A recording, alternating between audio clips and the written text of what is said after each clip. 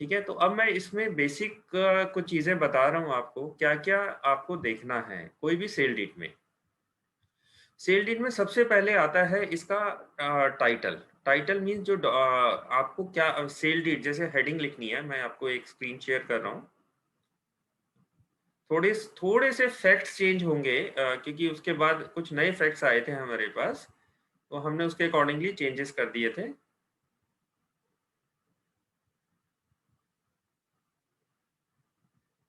ये देखिए, सबसे पहले आपको क्या करना है कि इसमें एक सेल डीड की हेडिंग लिखनी है और इसमें डेट और टाइम मेंशन करना ज़रूरी होता है। अच्छा, कभी-कभी क्या कन्फ्यूज़न आती है कि लोग पूछते हैं कि भई आपने सपोज़ इस मेड एट दिल्ली, दिल्ली कर दिया और जो डेट है, आपने एक डेट आज सपोज़ 4th ऑफ मई है और अब रजिस्ट्रेशन का आपको डेट मिला है से 11th और 10th ऑफ मई। तो यहाँ पे 10th में डालेंगे या 11th में जिस दिन रजिस्ट्रेशन होगा। तो लोग क्या करते हैं कि जिस दिन आप रजिस्ट्रेशन करा रहे हैं उसी दिन की डेट डाल देते हैं, इसको ब्लैंक छोड़ के वहां पर पेन से लिख देते हैं, या आप अपॉइंटमेंट लेते हैं तो ये डेट लिख सकते हैं। लेकिन अगर इसमें आज की भी डेट डालेंगे तो ये वैलिड होगा, इसमें कोई गलती नहीं होती। आज की डेट डाल दीजिए, रजिस्ट्रेशन आप कभी भी करा लीजिए। डे ऑफ यहाँ पे आपने मंथ लिखना है, से मई 2021। ठीक है, टाइटल जरूरी है। डेट और टाइम, डेट और प्लेस बहुत इंपॉर्टेंट रोल प्ले करता है, क्योंकि जैसा आपको पता है कि अगर हम ज्यूरिसडिक्शन की बात करते हैं तो जो प्रॉपर्टी है वहां जहां पे वो सिचुएटेड है, इमूवेबल प्रॉपर्टी, तो वहां पर उसकी ज्यूरिसडिक्शन बनती है उस पर्टिकुलर कोर्ट की। इसके बाद हम पार्टीज का नाम लिखते हैं, 2 है, 3 है, 5 है।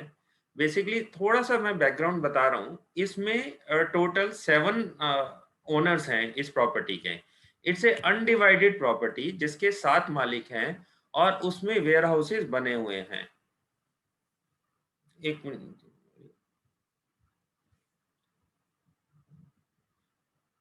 Waiting to join. Sonia, Sonia is there and Chandramouli. ठीक है, वो यहाँ पर हम क्या बात कर रहे हैं कि इसमें आपने सबसे पहले अब नाम, दो या दो से ज्यादा नाम है और इसमें 7 ओनर्स हैं सपोज, और 7 ओनर्स में से सब लोग अपने अपने 7 लोग अपने अपने पार्ट को सेल कर रहे हैं। अब ये सवाल होता है कि क्या हम इसमें एक सेल डीड करेंगे या 7 सेल डीड्स करेंगे। आप लोगों में से कोई बता सकता है? एक होनी चाहिए। अगर 7 ओनर हैं एक प्रॉपर्टी के, अनडिवाइडेड प्रॉपर्टी के, तो क्या हमें एक ही सेल डीड करनी है या 7 अलग अलग सेल डीड करनी है? एक ही सेल लीड सर। सॉरी, एक ही सेल लीड। एक ही सेल डीड। ओके। और और कोई किसी का रिप्लाई?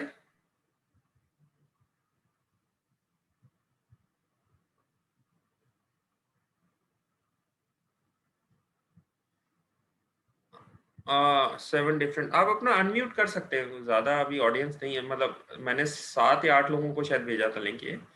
तो 7 डिफरेंट फॉर ईच वन। देखो इसमें ना हमारे पास ऑप्शन है। देखो प्रॉपर्टी एक ही है और इसकी डिस्क्रिप्शन में यहाँ पर तो खैर मैंने बॉक्स में डाल दिया है, मैं हाइड कर दिया, लेकिन आप लोगों को मैंने थोड़ी डिस्क्रिप्शन भेजी थी।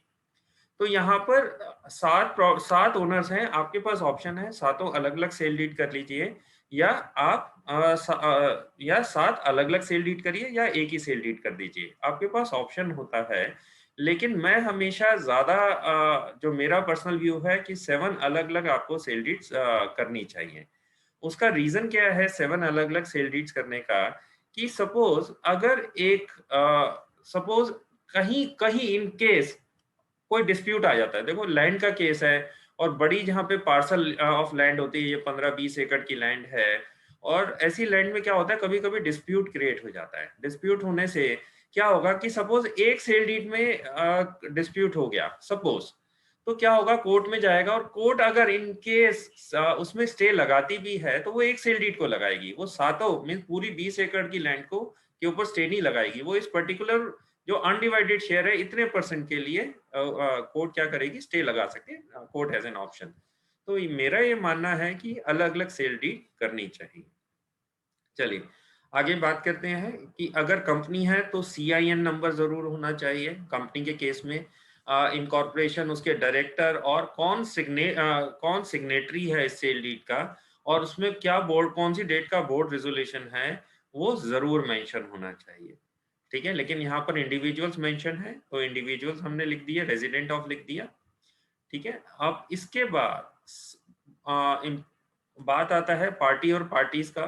कौन कौन नाम है कि जो मिसेस जो बेच रही हैं, जो लेडी हैं, उनको हम वेंडर बोल रहे हैं। ये बहुत इंपॉर्टेंट होता है, इसको जनरली हम इग्नोर कर जाते हैं, लेकिन ये बहुत इंपॉर्टेंट होता है। इसको एक नाम दीजिए, इसको वेंडर का, और दूसरे को जो परचेज कर रहा है वेंडी का। आगे ना इन फ्यूचर में आपको हो सकता है कि और अच्छी सेल डीड आए जिसमें बहुत कॉम्प्लिकेशंस होती हैं। ठीक है, तो वो भी हम डिस्कस कर लेंगे। अब यहाँ पर क्या है कि सब नेक्स्ट पार्ट आता है। अभी तक हमने क्या क्या देखा है, प्लेस आ गया, डेट आ गई, इसके बाद पार्टीज के नाम आ गए। अब स्टार्ट होता है रिसाइटल्स। रिसाइटल्स सबसे ज्यादा, मेरा मानना है सबसे ज्यादा सेल डीड में इंपॉर्टेंट होते हैं। और जो आपकी कंप्लीट चेन है, कंप्लीट चेन मींस जो स्टार्टिंग से लेके जो अभी तक ओनर बने हैं। देखो, इस तरह से समझते हैं कि मैं दिल्ली की बात करता हूं कि दिल्ली में सिर्फ दो अथॉरिटीज हैं जो लैंड अलॉट कर सकती हैं। पहली है एलएनडीओ, दूसरी है डीडीए। तो एलएनडीओ और डीडीए जो है वो किसी को अलॉट करते हैं, वहां से लेके, जो अलॉटमेंट से लेके आज तक किस किस के पास वो प्रॉपर्टी गई है, किस सेल डीड के रेफरेंस से वो सेल हुई है, वो सारी चीजें आपको मेंशन करनी होती हैं। ठीक है, वो सारी चीजें आपको मेंशन करनी है। चंद्रमौली जी कहते हैं in case more than one vendors and vendees then, हाँ उसको सबको हम लिखेंगे। मैंने ये बताया ना, हमारे इस केस में एक एक ही थे, एक ही वेंडर है, एक ही वेंडीज हैं। और अगर यहाँ पे सपोज 5 वेंडर हैं और 5 वेंडीज हैं या 4 वेंडी हैं, तो सबके नाम आएंगे। बाई एंड बिटवीन जैसे लिखा है ना, Mrs this, mister this, Mrs this. ठीक है, और आगे एंड दिस, मतलब सबके नाम लिख दीजिए। तो उसमें जैसे वेंडर है तो उसमें आप लिख सकते हैं vendor 1, vendor 2, vendor 3, vendor 4, vendor 5। और अगर 4 वेंडी है, वेंडी 1, वेंडी 2, वेंडी 3, वेंडी 4, इस तरह से नाम दे दीजिए। और नीचे यहाँ पे लिखेंगे the vendor 1, vendor 2, vendor 3, vendor 4 and vendor 5 are individually referred as vendor and collectively referred to as vendors। और इसी तरह वेंडी के लिए लिखेंगे, और पार्टी और पार्टीज का क्लॉज सेम रहेगा। ठीक है, होप दिस इज क्लियर। मैं चैट बॉक्स को देख नहीं रहा, आप बोल सकते हैं, अनम्यूट कर सकते हैं। चलिए, अब हम बात करते हैं कि हमने रिसाइटल स्टार्ट करना है। मैंने इस सेल डीड में रिसाइटल्स नहीं दिए हैं। रीजन क्या है कि जो ये प्रॉपर्टी है, आपने देखा कि यहाँ पर सीएलयू लिखा हुआ है, चेंज ऑफ लैंड यूज। तो मींस क्या होता है सीएलयू, आप लोग में से बता सकता है कोई सीएलयू, किसी को नॉलेज है तो? सीएलयू क्या होता है? Sir, like in land laws, if we have to declare a property from an agricultural property to some other use, like building up a house or start some other business, then Yes. it is Then not. we have to approach relevant authorities to get CLU, means change of land use. Very good. So you have experience, right? Or you have practical experience, or you have read in your Sir, I am in 6th semester. in 6th semester. Very good. चलिए, यहाँ पे change of land use लिया जाता है, and it's a specialised job. इसमें जो documents लगने हैं, ये भी एक अपने आप में पूरा टॉपिक है, चेंज ऑफ लैंड यूज। तो अब हमने यहाँ पर ऐसे ही लिखा कि एक कनाल डैश मरला डैश एकड़। तो यहाँ पे क्योंकि एग्रीकल्चर से डायरेक्ट हमारे पास आई है, तो अथॉरिटी ने डायरेक्ट हमारे को ये जो वेंडर है उसको ये लैंड दी है। तो यहाँ से हमने स्टार्ट कर लिया, और हम पुरानी चेन से भी कर सकते थे, लेकिन यहाँ पर हमारे केस में, इस पर्टिकुलर केस में वेंडर्स ने के पास पुरानी चेन अवेलेबल नहीं थी। तो यहाँ पर हमने लैंड की पूरी डिटेल दे दी, क्या क्या लैंड थी। अब जैसे कि मैंने बताया कि ये जो लैंड है ना, वो एक बड़ा पार्सल ऑफ लैंड है, और हम इसमें उसकी पार्ट की सिर्फ सेल डीड कर रहे हैं, सिर्फ पार्ट की। तो यहाँ पर इन लैंड्स के केस में जो बड़ी लैंड होती है, लैंड पार्सल्स होते हैं, उसमें ये लिखना जरूरी है कि including all existing trees, fencing, roads, ठीक है, exclusive right of use, all amenities, water, electricity connections, जो भी ओनरशिप के राइट्स हैं, कोई भी मतलब कुछ भी है, सारी चीजें मीन्स यहाँ पे लिखी जाती हैं कि यहाँ पर द वेंडर इज ट्रांसफरिंग। अब फेंसिंग का इम्पोर्टेंस आपको बता देता हूँ। अभी करीब 2-2.5 महीने पहले ही हमारे क्लाइंट थे, क्या है कि जो दिल्ली है उसके पास में गुड़गांव में बहुत वेयर हाउसिंग का बिजनेस, बहुत बड़ा एक वेयर हाउसिंग का मीन्स बिजनेस है, मीन्स बहुत बड़े बड़े वेयर हाउसेज हैं। अब वहाँ पे एक वेयर हाउस है मेरे क्लाइंट का। तो वो एक दिन फोन आया कि सर आप जल्दी से गुड़गांव आ जाइए, गुड़गांव से भी बहुत आगे था। तो वहाँ पर झगड़ा हो गया है कि हमारा जो पड़ोसी फैक्ट्री वाला है वो जेसीबी मशीन लेकर आ गया है और फेंसिंग जो उसकी अपनी फेंसिंग थी वो तोड़ के हमारी जमीन पे, हमने रोड बनाई हुई है उसमें अपनी, और उसको तोड़ के वहां पे लगाने का कोशिश कर रहा है। तो इमीडिएटली मैंने पुलिस को कॉल किया, काम रुकवाया और 2 घंटे लगे वहां पहुंचने में। लेकिन वहां पे जाके उस चीज को रोका और दोनों पार्टीज ने अपनी अपनी सेल डीड प्रेजेंट की पुलिस स्टेशन में, क्योंकि अभी तो इनिशियल स्टेज पे था। और उसके बाद उस मैटर को उस टाइम के लिए सॉर्ट आउट करा गया। तो फेंसिंग और ये सारी चीजें लिखना ना, कभी कभी हम इसको इग्नोर कर देते हैं, लेकिन इग्नोर बिल्कुल नहीं करना है, कभी भी काम आती है। अब यहाँ पे क्या होता है कि जैसे किसी भी चीज का नाम होता है ना, जैसे हमने फर्स्ट पार्टी यहाँ पे जो सेल कर रहा है उसको वेंडर का नाम दिया, सेकंड पार्टी को वेंडी का नाम दिया, इसी तरह हमने सबको मिला के देखो, लैंड क्या है, ऊपर हमने, मैं ऊपर जा रहा हूँ कि हमने ये पूरा बताया कि इतना टोटल लैंड है, उसका उसमें लैंड पार्सल का ये खसरा नंबर, खतौनी नंबर सब ये है, और ये इस विलेज में करती है, और टोटल लैंड इतना है, उसमें से हमें इतना पार्ट मिल रहा है, और जो हमें मिल रहा है उसको हम बोल रहे हैं सेट प्रॉपर्टी।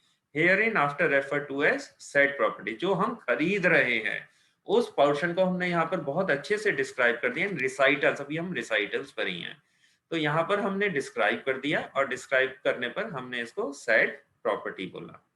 अब यहाँ पर हम बात कर रहे हैं नेक्स्ट बी क्लॉज में सेट। अच्छा, इसमें एक चीज और ध्यान रखिएगा कि ये ना हमेशा वेयरएस से स्टार्ट होता है, is a custom, whereas the vendor is the sole property, sole and absolute and exclusive owner. या तो हर वर्ड के आगे ए पॉइंट के आप वेयरएस लगा दीजिए, whereas the vendor is the sole and absolute owner. B point में भी आप लगा दीजिए whereas the set property is the undivided part. या आप डायरेक्टली एक बार ऊपर वेयरएस लिख दीजिए और आगे अपनी जो भी लैंग्वेज है, जो भी आपको लिखना है वो लिख सकते हैं। अब जैसे मैंने बताया था, ये नया पॉइंट आया है आप लोगों को, जब मैंने दिया था उसके बाद ये डेवलपमेंट हुई। उन्होंने कहा कि हमारे ये ना बड़ा पार्सल ऑफ लैंड है, इसको भी आप ना मेंशन कर दीजिए। वो पहले चीज इन्होंने बताई नहीं थी। तो हमने क्या करा कि इसको लिख दिया कि set property is the undivided property. अब ये सेट प्रॉपर्टी क्या है, अभी हमने देखा कि सेट प्रॉपर्टी को हमने डिफाइन कर दिया था। ये बहुत बहुत ज्यादा ध्यान देना है, जो सेट प्रॉपर्टी है, जो नाम लिखते हैं बार बार वही यूज होने हैं। Is the undivided part of property measuring this. और इसको हमने एकड़ में भी लिख दिया, स्क्वायर फीट में, स्क्वायर मीटर्स में। तो 2-3 एटलीस्ट 2 मेजरमेंट, 2 यूनिट जरूर लिखिए आप, एकर्स में, मीटर्स में, या एकर्स में, स्क्वायर फीट में, कुछ भी आप जरूर लिखिए, 2 मेजरमेंट जरूर लिखिए। उससे क्या होता है, क्लैरिटी हो जाती है। बाद में ये होता है कि सपोज कभी टाइपो एरर होती है, तो यहाँ पे टाइपो एरर होने के चांसेस कम हो जाते हैं। और हमने इस जो अनडिवाइडेड पूरी प्रॉपर्टी है, जो 20 एकड़ की प्रॉपर्टी है, उसे नाम दिया अनडिवाइडेड प्रॉपर्टी, और जिसको जॉइंटली ओन कर रहे थे ये सब लोग, ठीक है। अब हम इनसे सबसे साइन नहीं कराने वाले इस सेल डीड में। आप कहोगे अगर हमने साइन नहीं कराने हैं तो हमने सबके नाम क्यों दिए, ठीक है। इसका बहुत बड़ा रीजन है, हमारे पास काफी लिटिगेशंस हैं ऐसी कि जहां पर एक आदमी अपनी प्रॉपर्टी सेल कर देता है और थोड़े दिन बाद वो फिर उठ के आ जाता है जी मेरा जो शेयर है ना वो तो मैंने अपना पूरा सेल किया ही नहीं था, उसमें जो सामने वाला है ना उसमें भी मेरा शेयर था, उसके पैसे मुझे अलग से दो, ठीक है। कोर्ट क्या करता है, कोर्ट के लिए बड़ा इजी काम है, कोर्ट क्या करेगा उठा के कि वो कहेगा कि चलो जी जब तक ये मामला सेटल नहीं होता वो तब तक प्रॉपर्टी पे स्टे लगा देते हैं। स्टे मीन्स कभी भी कोई आगे कोई इसमें काम नहीं हो सकता है, या कंस्ट्रक्शन नहीं हो सकती है, सेल नहीं हो सकती है, परचेज नहीं हो सकती है। वो कोर्ट कभी कभी ऐसा भी और काफी केसेस में कर देता है। अब ऐसे केसेस से बचने के लिए हमने ये लिख दिया, ये आदमी डिक्लेरेशन दे रहा है कि भाई साहब मेरा तो इस प्रॉपर्टी में सिर्फ इतना हिस्सा है और बाकी के मालिक ये लोग हैं, ठीक है। तो इसको हमने जो बाकी के लोग हैं उन्हें नाम दिया ओनर्स ऑफ अनडिवाइडेड प्रॉपर्टी, ठीक है। तो यहाँ पे ये डिस्प्यूट को खत्म करने के लिए हमने ये चीज लिखी है कि यहाँ पर ऐसा होने से कोई बाद में अपना कोई फर्दर क्लेम लेके नहीं आ सकता है। और एक बार प्रॉपर्टी के ऊपर स्टे लग जाता है तो ऐसे केस में उसको हटवाना means it takes number of years. Number means N number of years, कोई लिमिट नहीं है इन सब केसेस की। अब फर्दर हमने इसमें लिखा कि जो प्रॉपर्टी है उसका चेंज ऑफ लैंड यूज हो चुका है। जैसे मैंने ऊपर आपसे डिस्कस किया सीएलयू लैंड है तो सीएलयू की हमने डेट भी दे दी, बिल्डिंग प्लान अप्रूवल भी दे दिया है, कंप्लीशन सर्टिफिकेट की डिटेल भी दे दी, सारी चीजें दे दी, जिससे कि फर्दर कोई डिस्प्यूट ना हो, कोई ये ना कहे आकर कि इसमें तो सीएलयू नहीं है। अगर कोई थर्ड पार्टी आके बाद में कहती है कि चेंज ऑफ लैंड यूज नहीं हुआ है तो आप ये सेल डीड दिखाओगे, वो कहेगा कि नहीं ये तो फर्जी है। तो ठीक है जी, जो फर्जी है जो बेचने वाला उसे पकड़ लो, उसने कहा था ये वाली सेल डीड में इसका सीएलयू नंबर ये है। तो अब किसे पकड़ा जाएगा? जो वेंडर है, वो उसके लिए क्रिमिनल लाइबिलिटी क्रिएट हो जाएगी, ठीक है, क्रिमिनल ऑफेंस है गलत डिक्लेरेशन देना। तो यहाँ पर आपका ये सेफगार्ड हो जाता है। अब इसके बाद हम बात करते हैं, वेंडर ने रिप्रेजेंट किया कि वो लॉफुल ओनर है, ठीक है, एश्योर किया, वारंट किया, ठीक है, और कोविनेंटेड, कोविनेंट्स हमने आगे भी लिख दिए हैं, ठीक है, कि वो लॉफुल ओनर है और उसके पास राइट है अनडिवाइडेड शेयर में कि वो अपना हिस्सा सेल कर सकता है, ठीक है। एंटायर यहाँ पे dispose of and transfer her entire share. और जैसे कि आपको पता है कि ट्रांसफर का मतलब क्या होता है, ट्रांसफर इंक्लूड्स सेल। तो इसमें बहुत सारी चीजें means is a wider term, तो इसमें हम ट्रांसफर वर्ड यूज करके इसको आगे बढ़ते हैं। अब फर्दर यहाँ पे कोविनेंटेड बात कर दिया कि is a lawful owner and in possession of set property, ठीक है। ऊपर हमने क्या किया था, अनडिवाइडेड प्रॉपर्टी, जैसे हमने पूरी जो प्रॉपर्टी है 20 एकड़ की प्रॉपर्टी उसको क्या नाम दिया, अनडिवाइडेड प्रॉपर्टी। तो हम ये कह रहे हैं कि वो पहले ये कह रहा है कि मैं अनडिवाइडेड प्रॉपर्टी का ओनर हूँ, फिर वो कहता है कि मैं सेट प्रॉपर्टी का, सेट प्रॉपर्टी में जितना प्रॉपर्टी उसका हिस्सा है अनडिवाइडेड वो बेच रहा है, उसको हमने क्या बोला है, सेट प्रॉपर्टी। और वो अपने सारे राइट्स ट्रांसफर कर रहा है, ठीक है। अब vendor for her bona fide needs agree to sell. अब बोनाफाइड नीड्स का मतलब आप समझा सकते हो कि क्यों लिखा है इसे? बड़ा सिंपल सा कॉन्सेप्ट है, बड़ा मींस आप शायद फर्स्ट ईयर में ही पढ़ते हैं, अपने फर्स्ट सेमेस्टर में ही आप पढ़ते हैं। बोनाफाइड नीड्स क्यों लिखा है, क्या लिखने की जरूरत है? वो लिखो कि भाई उसने वो बेच रहा है, वो खरीद रहा है। कोई any particular reason of writing this?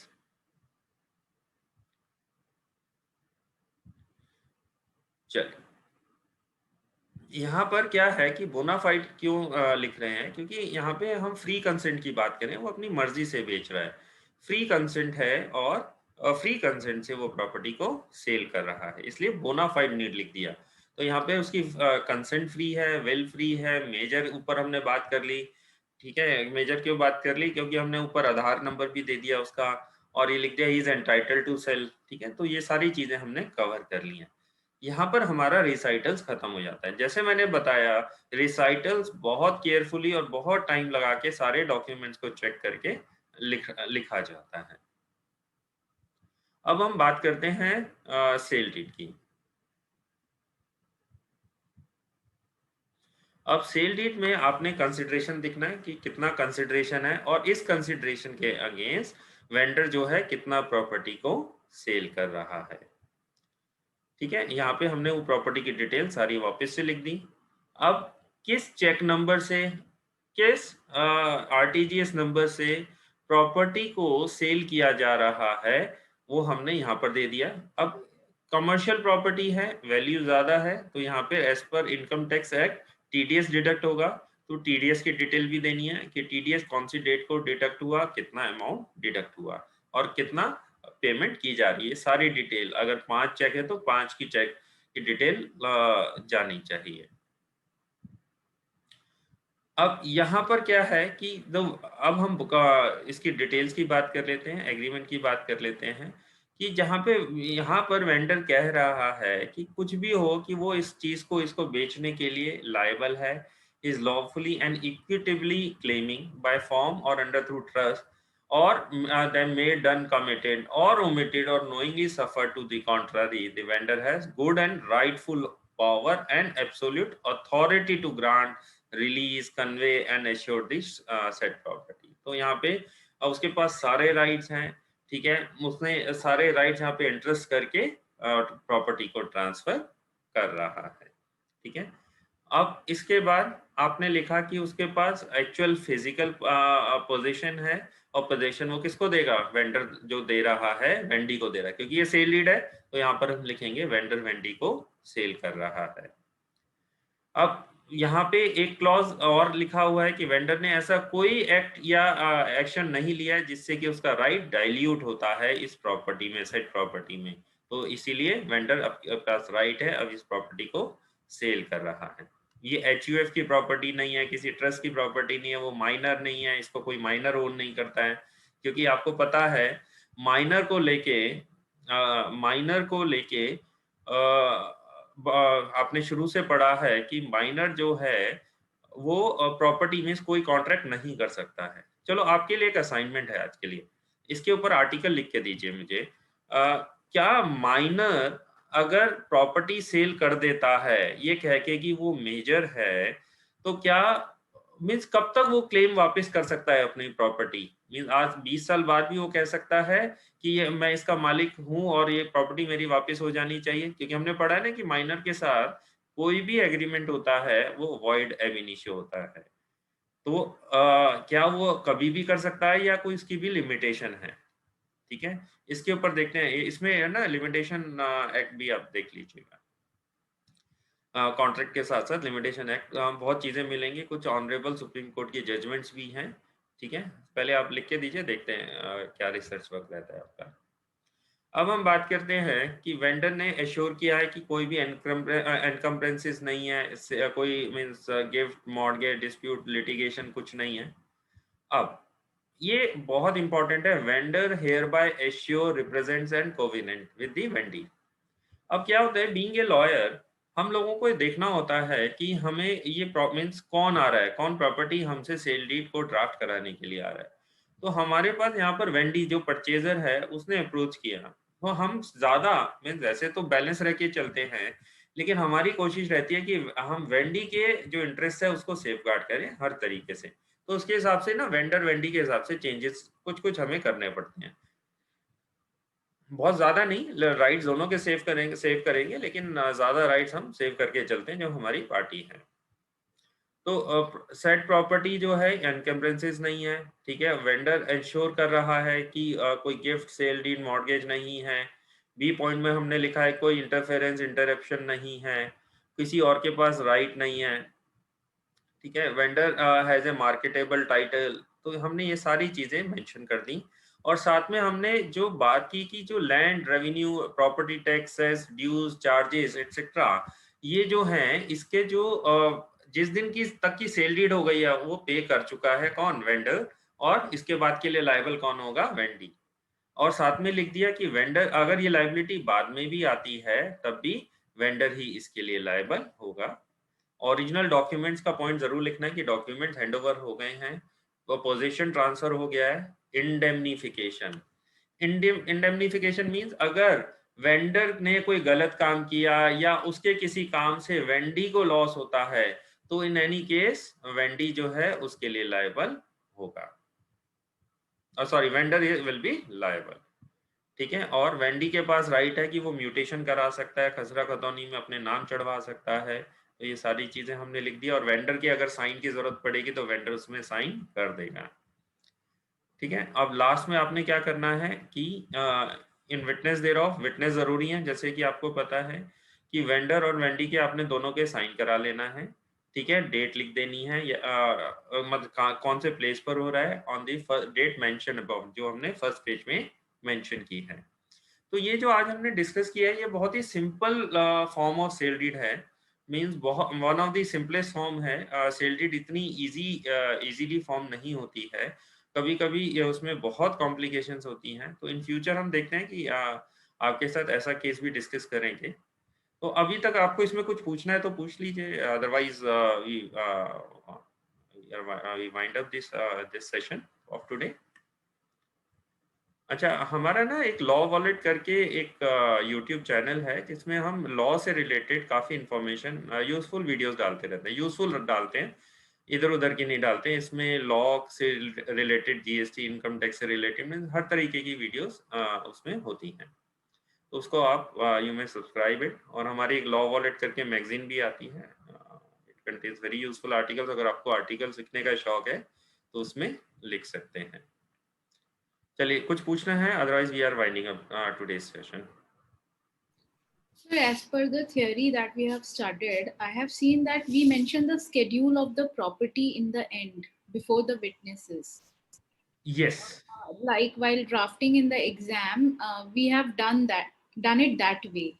Yes. So So, whenever na, suppose if the sale deed is very complicated, in that case we always choose to like make a schedule of the property. लेकिन क्योंकि यहाँ पर यहाँ पर ना एक simplified वे में हमारे पास सारी चीजें हैं। बहुत रिसाइटल्स में बहुत ज्यादा चीजें नहीं है।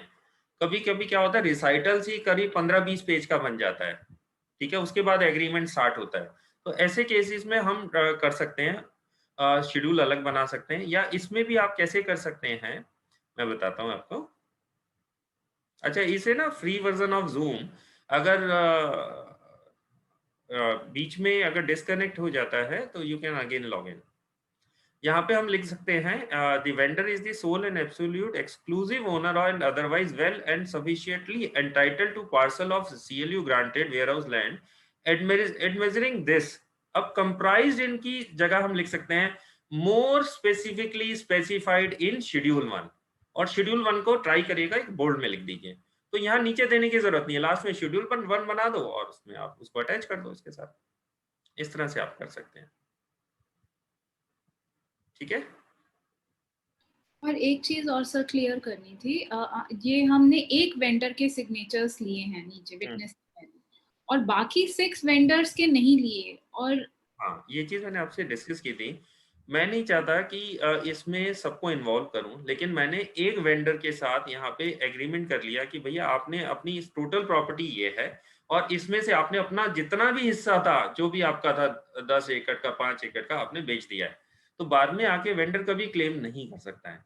अगर मैं बाकी के वेंडर्स की भी लेता हूँ, अगर ओनर्स की, तो फिर मेरी एक सेल डीड बनेगी।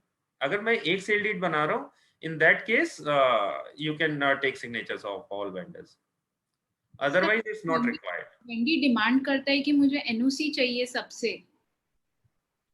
एनओसी तो मिल गया ना,